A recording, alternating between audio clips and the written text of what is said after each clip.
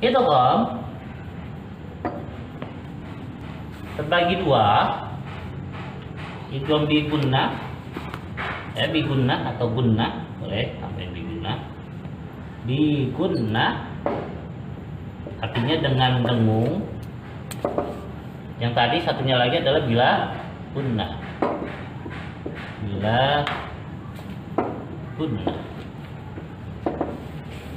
hurufnya kalau bi gunnah ya, waw, mim, nun. Yang tadi ya yumina, ya, waw, mim, dan nun.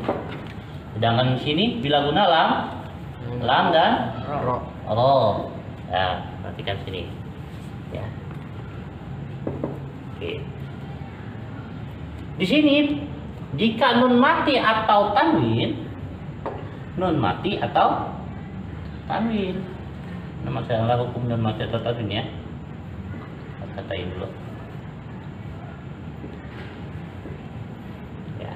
Misalkan bertemu huruf idgham bi gunnah dulu, bi gunnah. Bi gunnah ingat ya, artinya dengung. Bunyinya dengung. Sengau. Ngaung. Nah, biasanya timbulnya ada di al-khaisum, pangkal hidung. Ya, hidung. Bila gunnah tidak berdengung, tidak dengung.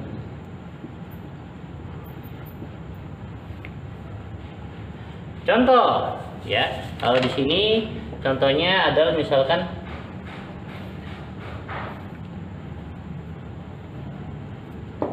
lan yaqdira.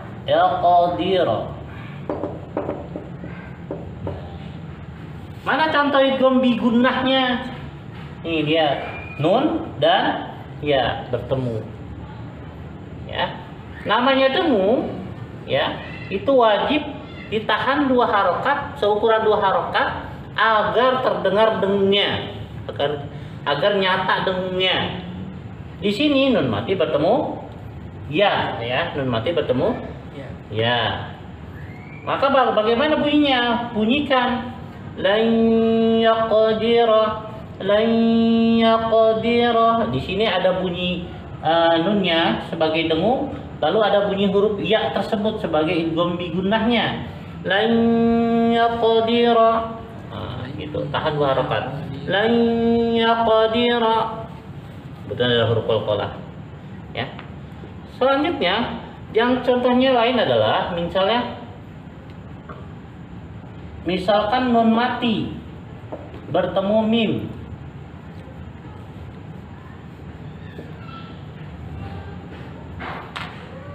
Oke. Perhatikan di sini. Nun mati bertemu mim sama halnya dengan disebut idgham bi gunnah. Maka wajib dengung. Nun mati atau tanwin bertemu salah satu huruf ini. Bertemu huruf nun dan mim. Kemudian mim ya. Ini. Oke. Nah. Lalu bagaimana bacanya? Sama. Seukuran 2 harokat. Ini juga seukuran 2 harokat. Asalnya min ma'in. Ya kan? Jadi bagaimana? Masukkan ke hurufnya, ke huruf di depannya. Mim tahan 2 harokat sebagai menunjukkan dengungnya biar nyata. Mim ma'in. Ya. Di sini terjadi dengung. Oke. Perhatikan di situ. Sudah ya? Ya. Selanjutnya yang perlu diperhatikan adalah ketika dengungnya pada huruf bi gunnah, ini sebenarnya kadar dengungnya itu berbeda. Antara ya dan waw, mim dan nun. Ya dan waw, mim dan nun. Ini kan huruf idgham bi gunnah ya kan? Ketika nun mati atau tanwin bertemu huruf ya dan waw ini, maka bunyinya antara dengung dan huruf bi gunnah tersebut. Kebetulan di sini ya, maka ada bunyi ya-nya. Kalau waw, maka ada bunyi waw-nya. Maka inilah istilahnya disebut dengan naqis. Bunyi dengung ya, sama bunyi huruf gunnahnya sendiri, idgham bi gunnahnya tersendiri itu berpaduan. Maka separuh-separuh dengung, separuh hurufnya. Contoh yang ini, kita pakai contoh yang sudah ada di sini. Nun mati bertemu ya. Apa maksudnya Nafis? Membunyikan bunyi dengung dan bunyi ya secara seimbang.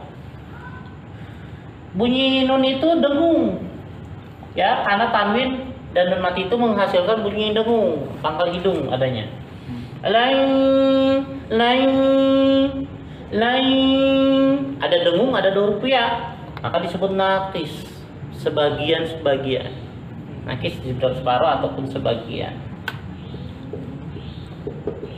Sebagian dengung, sebagian huruf tersebut. Paham ya? Beda halnya ketika idgham bi gunnah, yang satu lagi huruf mim dan nun. Ketika ada nun mati atau tanwin bertemu dengan idgham bi gunnah, bagian mim dan nun hurufnya, maka harus masukkan bunyinya sempurna huruf tersebut. Dengungnya penuh. Contoh yang sudah ada di sini. Min main, kan nggak boleh dibaca min main, itu kan izhar. Karena terjadi ini idgham, maka masukin bunyinya. Kemari bunyinya langsung. Mim main, mim main. Dengungnya langsung bunyi huruf di depannya. Mim main. Maka istilah penuh dalam dengungnya, penuh dalam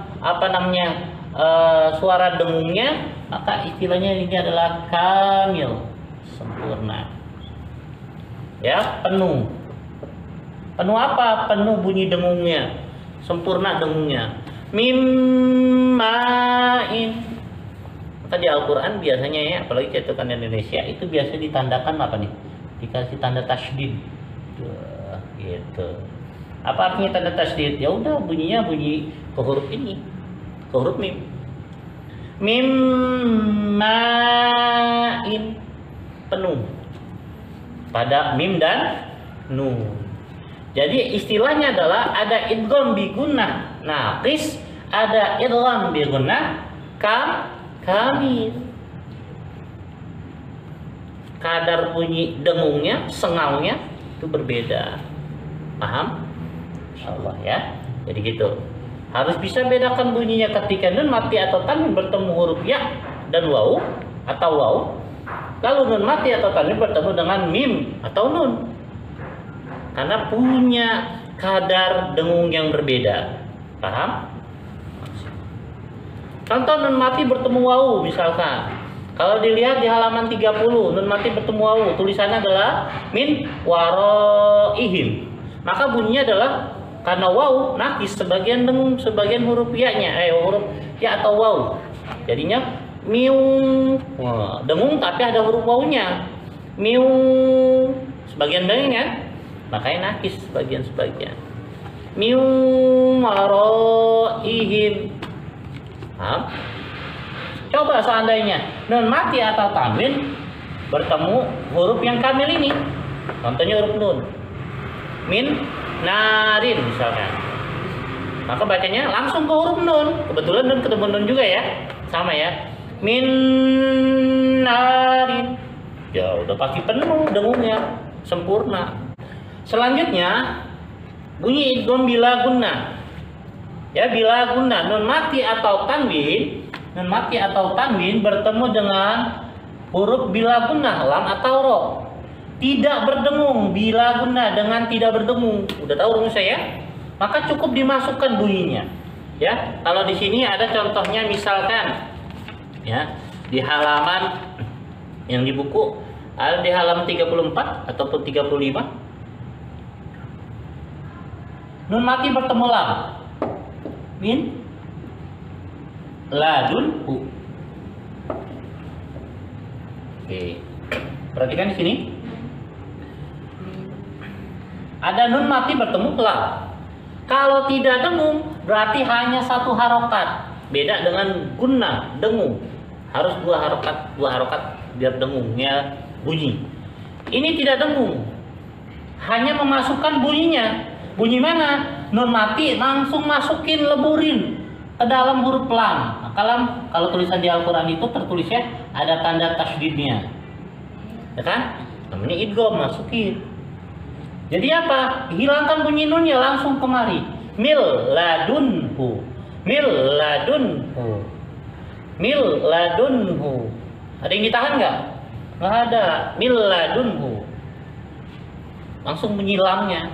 Ada nggak bunyi nunnya atau dengungnya? Tidak ada, maka disebut bilagun. Nah, paham? Insyaallah. Satu lagi misalkan, ya, ada huruf nun mati bertemu ra, min rabbihim. Nah, nun mati bertemu huruf to. Apa namanya nih? Nun mati bertemu ra, ya udah idgham bilagun. Nah, bilagunna. Ya, idgham bilaguna, ya udah langsung tidak berdengung, masukin aja hurufnya. Mir rabbihi. Biasanya di Al-Qur'an tertulis ada tasydid di ra. Maksudnya apa? Masukkan bunyinya ke huruf yang kedua, yang satu nun matinya, yang kedua huruf ra-nya, masukin ke huruf kedua tuh. Mir rabbihim, tanpa ditahan, tanpa dengung. Mir rabbihim, mir rabbihim. Paham? Insya Allah. Makanya untuk idgham bilaguna istilahnya hanya kamil. Nah, kamil. Apa maksudnya? Penuh ke hurufnya tanpa dengung. Penuh kemana? Ke huruf yang kedua, nun dan lam, ke huruf lam. Nun dan ro, atau misalnya tanwin bertemu lam, ya ke huruf lam. Tanwin bertemu huruf ro, ya ke huruf ro bunyinya udah. Maka disebut penuh langsung huruf idghamnya tanpa dengung. Paham? Paham ya? Insya Allah.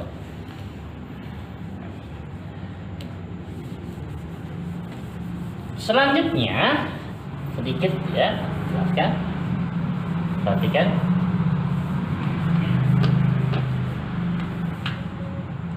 Hukum nun mati atau tanwin bertemu dengan huruf-huruf yang biguna ini tidak berlaku pada hukum ataupun huruf ini terjadi pada satu kata. Ini terjadi pada dua kata. Jadi udah ditulis, ya. Min waraihim, min satu kata, wa satu kata, ya kan? Nun mati bertemu waw, min waraihim misalkan.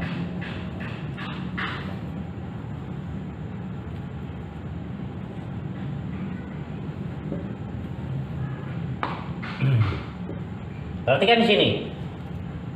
Ini satu kata, ini satu kata. Berarti apa? Terjadi dua kata kan? Maka terjadilah dengung. Tapi kalau terjadinya dalam satu kata, hurufnya huruf idgham itu tidak dikatakan idgham biguna. Pengecualian. Contoh, ya. Apa bacanya? Ya, apa bacanya? Dunia. Nggak boleh dibacanya dunia. Dunia, nanti jadi rancu bacanya.